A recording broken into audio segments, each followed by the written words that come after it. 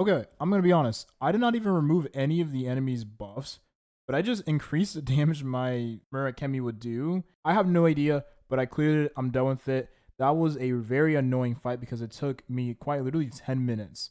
Yo, what up, Toshi here? This is going to be a mid-game guide video. I actually already recorded this video, but prior to me clearing the mermaid, which I actually recorded what I was going to do and how I was going to tackle it. I also did do my daily summon in that video. I don't know if I'm going to include that, like parts of that video, into this video here. All right, so I finally reached the mid game in Magia Exedra. I feel like I've reached the mid game because for one, I hit level 50, and the second thing is I finally cleared the mermaid, which was the most annoying boss I've ever experienced in any turn-based game. I will actually, is that true? Is that true? Probably not true, but it's the most annoying boss I've experienced in this game by far. Which I assume for a lot of you, that boss was also very annoying the first time you came around it. I'm going to show you the teams I use for the general content in the game, the teams I'm also building or in the current process of building, because that's what the mid game is all about, right? You're starting to build your actual core teams and build those teams around designated damage dealers, which is of course, the formation of the core teams. And then I will tell you guys exactly the teams and where I'm going to be using them in respective contents. Now, as for everything else, I've gotten all of the upgrade quest missions for the materials to the max level. So for the Kyoku, I got that to the max level. For the magical unlock here, I got this to the max level. I use these for pretty much every element right now. Every element here I've been using for all of the characters, except for Void. I don't think have built a single Void character. I could be wrong, but I don't think I've built a single Void character. Now, let's take a look at my team compositions and the teams I'm currently using. This one right here is my Hall of Fame. I did replace my Yachio from this team. This team will be the team I use for pretty much the content going forward in terms of story and just the harder content in general. I feel like having not two buffers, but Ayame feels like a buffer since because she increases your overall damage like a ton. Defense down, damage take an increase, right? And then just removes buffs, helps with the team in general. But this team is, of course, my Hall of Fame. This is a team I'm going to take to the end game. It feels really good. It plays really good. Mami Tamel feels really nice alongside Yami. She's like a snowball support, man. You give action forward to the team. You're giving energy. You're giving damage buffs. You're giving attack buffs. It just feels so good in this team. I cannot express that enough. But in this team, generally, I don't really run out of skill points. I feel like with Madoka, I usually just use the basic attack most of the time because I get a ton of energy from Mami Tamel, increasing the overall energy that you get from just using your basic attack and your skill, stuff like that. Yami just gets energy in general from her passive ability, but she gets even more energy with Mami Tamel. And her Murakami just does a lot of damage, right? You have debuffs, you have buffs, you have the breaker, increasing the damage further, crit rate buff from Sana Futsuba in case you ever end up critting on the character, then you deal even more damage. So I like this team a lot. This is going to be my team I use for pretty much just the most versatile team comp I have in the game, right? So that's my first team. My second team now is a Chemi Clears, which is sort of the same thing as a Hypercarry team. But ideally, I do want to replace Ayame in the future with Aroha Tamaki because Aroha Tamaki gives more break, which break in general is stronger than straight up debuffing the enemy. Because with break, you deal a ton of more damage, right? Your damage becomes amplified by percentage of the break amount that is on the enemy's bar, right? So Ayame for me wouldn't be the best character here, but she is the best character I have for now. But I'm gonna, remove her from this team. And in case I get Aroha Tamaki later down the line, when I actually, spoiler alert, roll on the Yui banner because I want Yui so bad, which I'll show you when we get to the crit team. I want Yui so bad. Now, this is my crit team, featuring Yachio as the main damage dealer. 3-star Yami, I found out, ended up being a Yui at home. I don't know how I feel about that, but who cares, right? She's a Yui I can use for right now. Until later on when I get Yui, then I'll replace her here. Or heck, maybe I'll use Yui and her in the same team. We'll see. But Ayami gives crit rate, and she gives a damage deal increase to your designated damage dealer. And she also gives you a crit damage buff as well. But she's a solo buffer. So that means you have to build your team with Ayami in it, with one damage dealer in that team in mind. And that solo damage dealer is going to be Yachio. So I am interested to see how this team turns out. Of course, you have Futaba giving you an extra crit rate boost, which means it's going to help Yachio crit a lot more often. So with Ayami and Futaba, I have 20% crit rate for free. And then, of course, Yachio increases her own crit rate, which I believe is also 10%. It's like 30% crit rate right there.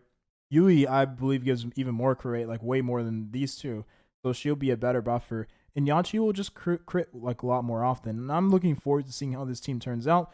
But again, it is a work in progress because it quite literally requires me having that extra 4-star character. Now, a 5-star character. Now, I don't know if I want to have a breaker in this team because I know crit teams are all about just crit or go home. So you're not really concerned about breaking the enemy because you're going to be wanting to just crit, right? So build a bunch of crit for your damage dealer and just straight up nuke bosses. But I don't know if I want to use a breaker for the time being.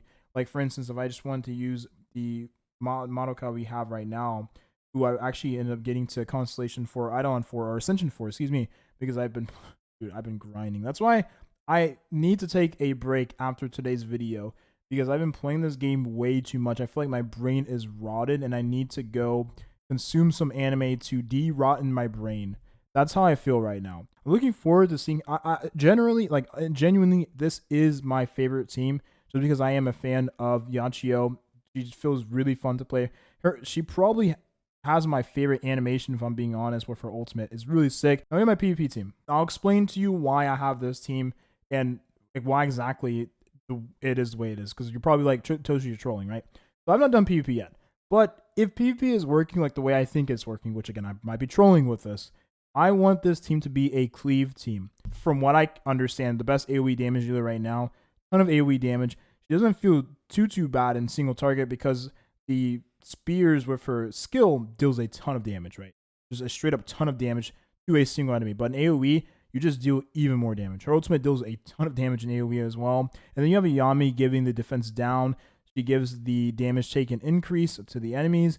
She is going to be really nice in combination with Rico, right? Because AoE debuffs with AoE damage means AoE wombo combo. And then we have Mamitomo giving buffs to the whole team, which means that those buffs is going to be good for Rico. The turn, again, Mamitomo is just a universal team-wide buffer, right? Do I need to explain this character anymore, regardless of the team composition?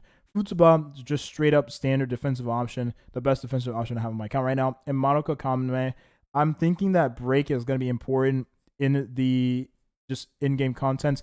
She also is the same element as a Rico, so if you need more light coverage, then she's just there.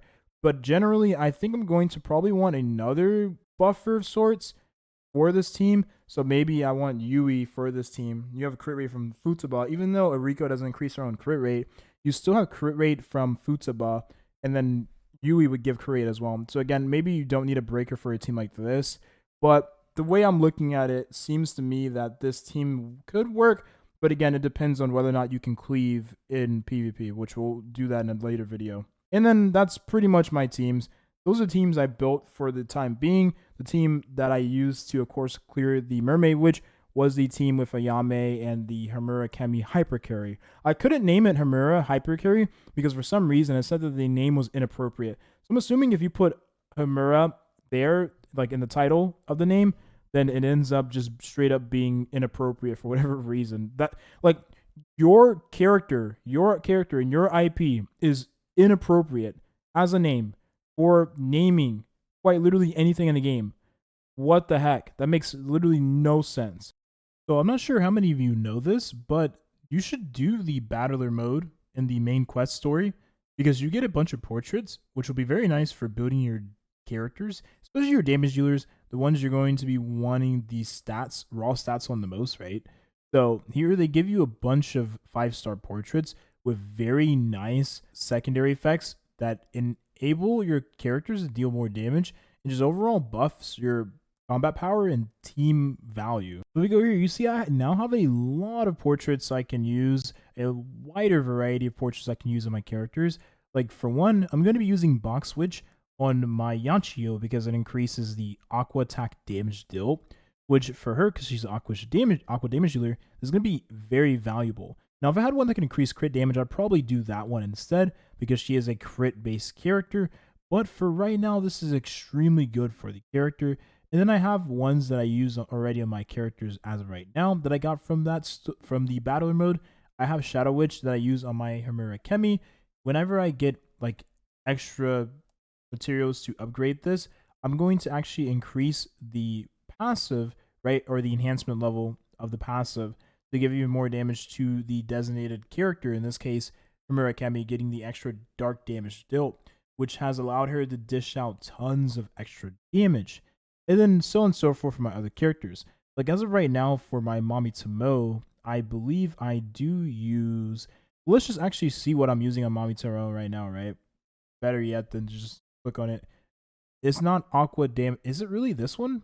I feel like I'm actually using one that gives her the attack, right? Where is that one? Boom. I was using Desert Witch on Mamitomo because it gives more attack, and she increases attack and damage deal to the whole team, and she deals a decent amount of damage already. So I feel like this giving her extra attack is just going to allow her to dish out more damage. And then of course, for my Futaba, I'm using a defensive option portrait that increases the defense. Now this one right here would be valuable, but it's a 4-star one and the base stats are lower. I ideally want one that increases the base stats of the character like greatly, which is a 5-star portrait, right? Because obviously the 5-star versus the 4-star portrait means you have a lot higher base stats, which is much more valuable than the ability you're getting from the actual portrait itself.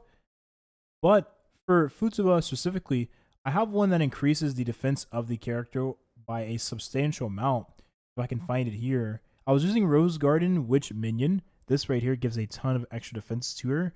And because she scales off of defense percent, her shield value and her overall just value for the team, right, scales off defense, means that this is going to allow her to be an even better defensive option for the team. And of course, how much of a variety you have in terms of portraits, I just have a lot as of right now because I've been doing a ton of grinding in the game. But in the mid game, you're going to be just looking around for portraits that again will be enhancing the performance of your designated characters, and particularly looking out for the ones that of course gives your damage dealers the biggest boost possible. But it really is just min-max after all. I just found out that these green cubes you can use to recover your stamina. I hadn't known this, so I'm probably still going to save these until I hit the end game, just because I am a little bit of a hoarder when it comes to stuff like this, and I feel a little bit of anxiety even just thinking about using it right now when I feel like I don't need to, especially when I want to take a break from the game as is right now.